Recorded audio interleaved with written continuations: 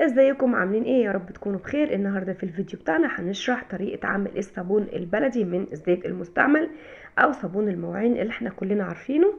هنعمله باسهل طريقه وبابسط طريقه من غير عقد ولا كلاكيع. هنعايره بالكوبايات مش بالجرامات او بالاوزان، علشان في ناس كانت مش بتقدر توفق ما بين المقادير. طب مقدار ايه على مقدار ايه؟ لا، انا النهارده هقولك تعايري الكمية بتاعتك بالكوبايات.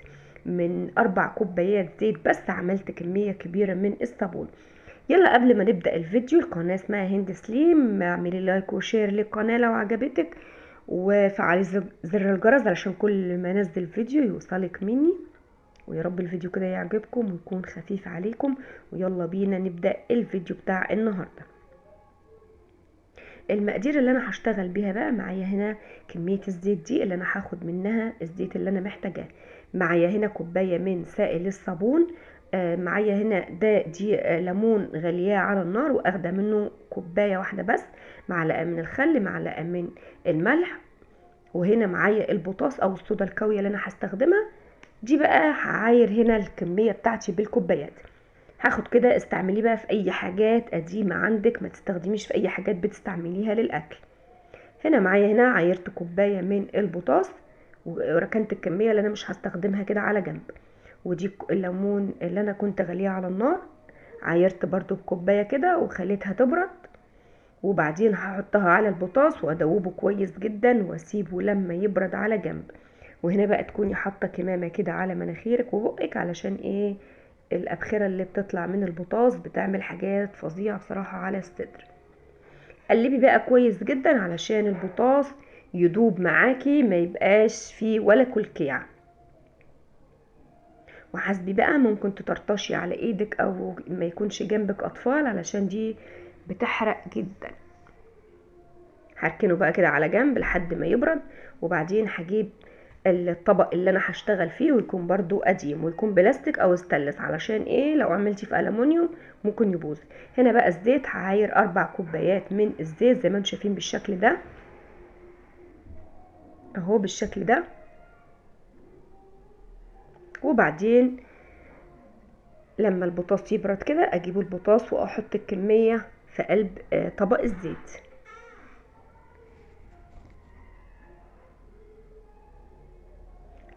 انا بقلب البطاطس تاني علشان اتأكد ان هو داب تماما. هو هنا برد معايا، واجيبه احط الكمية كده كلها في قلب الزيت. قلب بقى كده بمضرب تقليبتين كده، وبعدين اجيب باقي المكونات احطها عليه. هنا بقى احط له ايه؟ معلقة الخل، معلقة الملح. الملح هنا بيساعد على ان الصابون بيتصلب بسرعة وبيمسك بسرعة، مش بيحتاج يعني الايام او حاجة زي الاول. وبعدين اجيب كمية الصابون السائل او البريل احطه، وبعدين ابدأ ان انا اقلب بقى. هنا مش هياخد معايا اكتر من نص ساعة بس. هتقلبيه كده. الاول كان بيحتاج معاكي حوالي عن ساعة وانتي عمالة ايه؟ بتقلبي فيه. هنا النهاردة ما خدتش معايا نص ساعة بس. قلبته كويس جدا لحد ما يتماسك معايا، يبقى القوام بتاعه زي الكيكة كده. وبعدين ابدأ ان انا اجيب الصينية بتاعتي او القالب معايا اللي انا هصب فيه.